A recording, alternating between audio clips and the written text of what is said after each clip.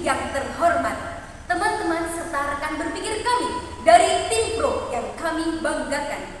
Sebelum memulai perdebatan pada kali ini, izinkanlah kami dari tim 1 PBAC untuk memperkenalkan diri.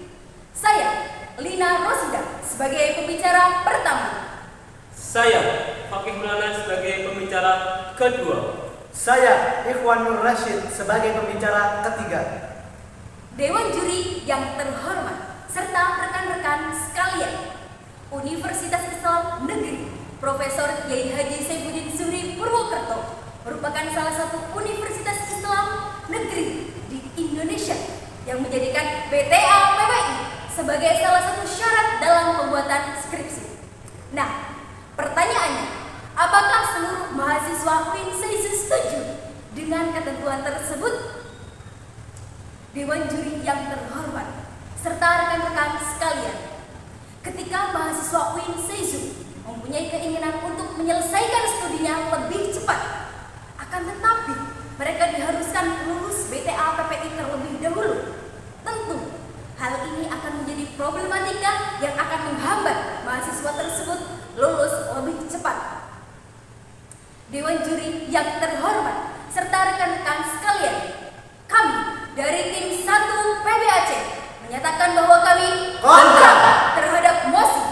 Salah satu syarat pembuatan skripsi di UIN adalah lulus BTA PPI. Dewan juri yang terhormat, serta rekan-rekan sekalian, adapun posisi tersebut dilandasi oleh dua argumentasi utama. Yang pertama, BTA PPI akan menghambat mahasiswa UIN lulus lebih cepat. Yang kedua, BTA PPI menunda peluang UIN untuk lebih maju menjadi universitas besar yang dikenal dan dilihat oleh mata dunia. Baik, mari kita rinci. Yang pertama, BTA PPI akan menghambat mahasiswa UIN untuk lulus lebih cepat. Dewan juri yang terhormat, sejatinya skripsi merupakan salah satu tugas akhir bagi seorang mahasiswa untuk menyelesaikan studinya. Dan pastinya setiap universitas memiliki syarat dan ketentuan yang berbeda. Dewan juri yang terhormat serta rekan-rekan sekalian, UIN menjadikan BTA PPI sebagai salah satu syarat dalam pembuatan skripsi.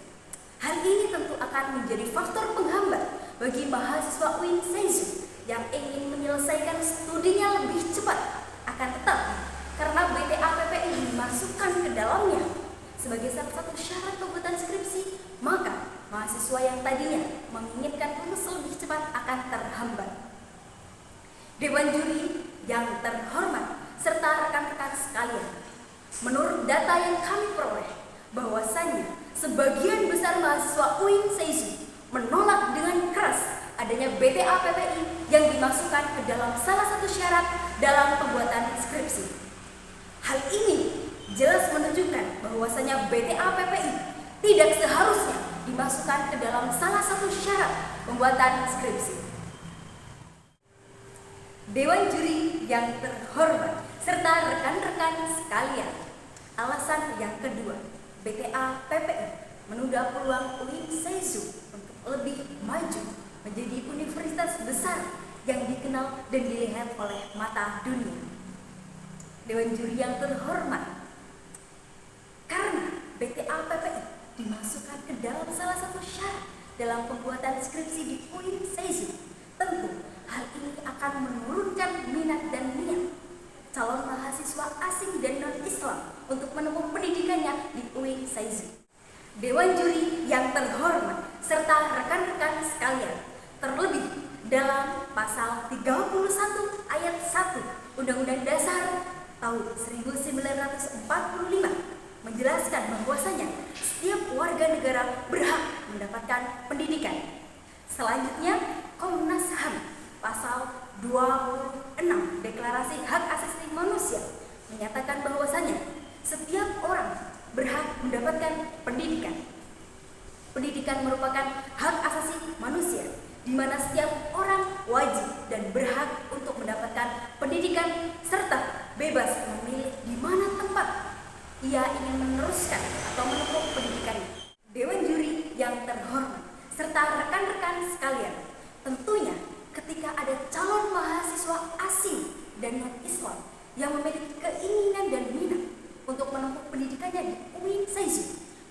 langsung mundur dan mengurungkan niat mereka karena terdapat BTA PPI sebagai salah satu syarat pembuatan skripsi di UIN Saizu. Dewan juri yang terhormat serta rekan-rekan sekalian, kami tim kontra dengan tegas, lugas, dan mantap menyatakan ketidaksetujuan kami terhadap BTA PPI yang dimasukkan ke dalam salah satu syarat pembuatan skripsi di UIN Saizu. BTA PPI masih menjadi perbincangan di kalangan mahasiswa UIN Saizu Purwokerto. Dari awal hingga kini, banyak suara-suara kontra yang menyatakan ketidaksetujuan terhadap program BTA PPI.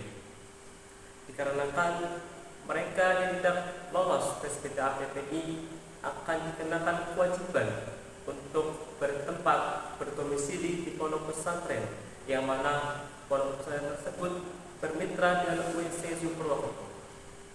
Banyak yang mengeluh ketika mereka sudah bertempat di pondok pesantren yang mereka tempati. Apalagi mereka yang tidak mempunyai background santri atau yang tidak pernah mengenyam pendidikan di pondok pesantren.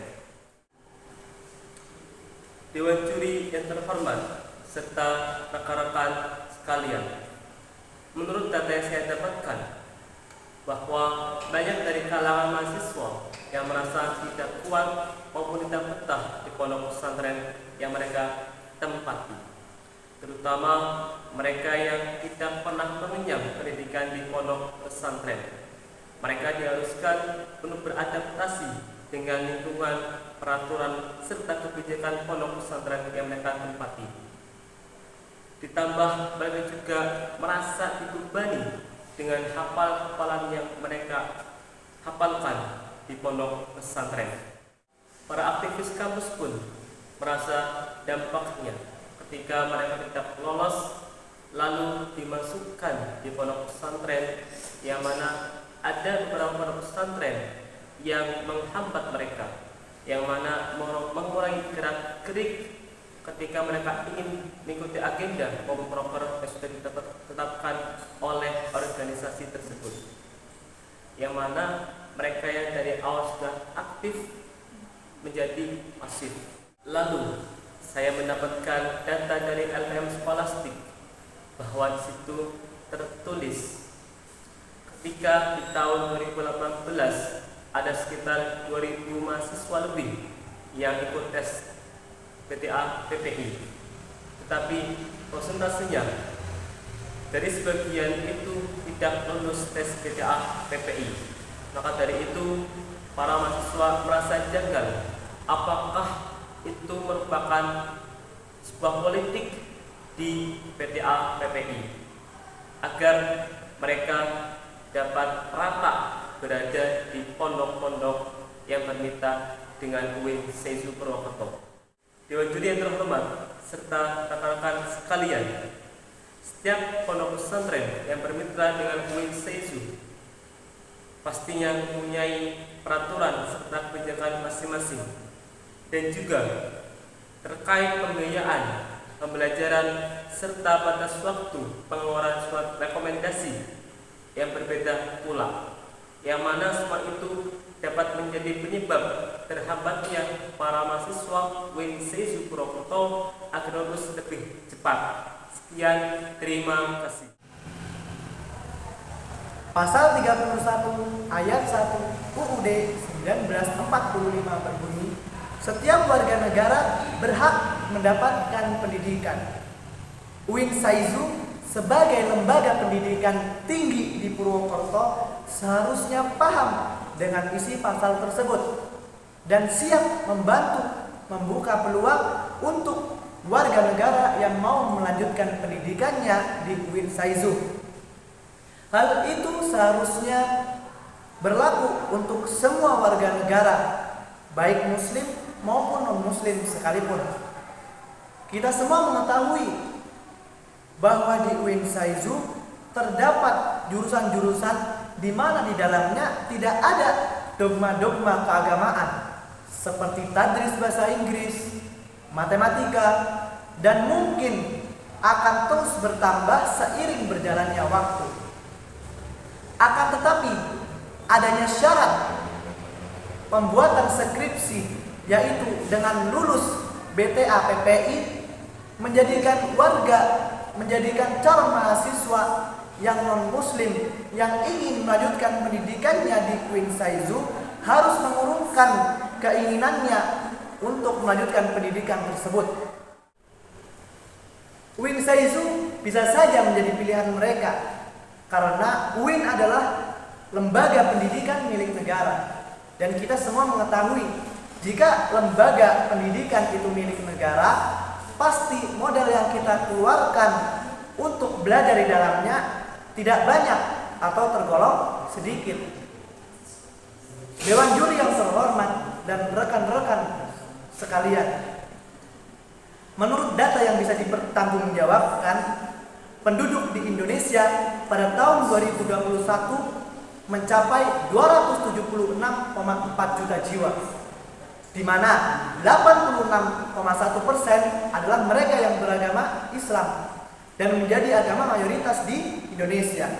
Akan tetapi ada 13,1% mereka yang beragama selain Islam, dan tentu angka ini tidak sedikit mengingat jumlah penduduk Indonesia yang begitu banyaknya. Di Purwokerto sendiri, menurut BPS, Badan Pusat Statistik, ada 18.780 penduduk yang beragama selain Islam, dan mereka tentu berpeluang untuk melanjutkan pendidikannya di Queen Saizu. Dan jika ada mahasiswa atau warga negara non-Islam yang masuk ke Queen Saizu, maka otomatis nama Queen Saizu akan terangkat dan akan naik angka kepopularitasannya. Kita lihat UIN Jakarta, di mana di sana ada mahasiswa berkewarganegaraan asing dan non-Islam, non-Muslim. Akan tapi dia melanjutkan pendidikannya di UIN Jakarta, bahkan sampai menjadi wisudawan, salah satu wisudawan terbaik di UIN Jakarta tersebut. Dan Queen Saizu tentu saja berpeluang bisa lebih dikenal masyarakat luas jika persyaratan pembuatan skripsi, yaitu dengan lulusnya BTA PPI, kita hilangkan. Karena hal itulah yang menghambat calon mahasiswa asing atau non-Islam yang ingin melanjutkan pendidikannya di UIN Saizu. Dewan juri yang terhormat serta rekan-rekan sekalian, izinkanlah saya untuk menyampaikan kesimpulan pada perdebatan kita kali ini. Kami menolak penuh adanya BTA PPI sebagai salah satu syarat pembuatan skripsi di UIN Saizu. Hal ini dapat dilihat dari berbagai pertimbangan yang telah kami sampaikan sebelumnya, bahwasanya BTA PPI akan menjadi faktor penghambat bagi mahasiswa UIN Saizu untuk lulus lebih cepat, dikarenakan banyak mahasiswa UIN Saizu yang tidak berasal dari background pondok pesantren. Kemudian BTA PPI juga akan menjadi faktor penunda bagi UIN Saizu untuk memajukan dan menjadi universitas besar yang dikenal dan dilihat oleh mata dunia. Dikarenakan mahasiswa atau calon mahasiswa asing dan non-Islam tidak dapat menempuh pendidikannya di UIN Saizu. Dewan juri yang terhormat serta rekan-rekan sekalian, dengan menghilangkan BTA PPI dalam syarat pembuatan skripsi di UIN Saizu tentunya akan berdampak baik bagi mahasiswa dan universitasnya, di mana mahasiswa akan lebih mudah untuk lulus lebih cepat. Dan Universitas Islam Negeri Profesor Kiai Haji Saifuddin Zuhri Purwokerto dapat menciptakan universitas yang lebih maju dan lebih besar sehingga dikenal oleh mata dunia. Dewan juri yang terhormat, sehingga dengan berbagai pertimbangan tersebut, kami dengan tegas, lugas, dan mantap menyatakan ketidaksetujuan kami terhadap salah satu syarat pembuatan skripsi di UIN Saizu adalah lulus BTA PPI. Sekian, terima kasih. Wassalamualaikum.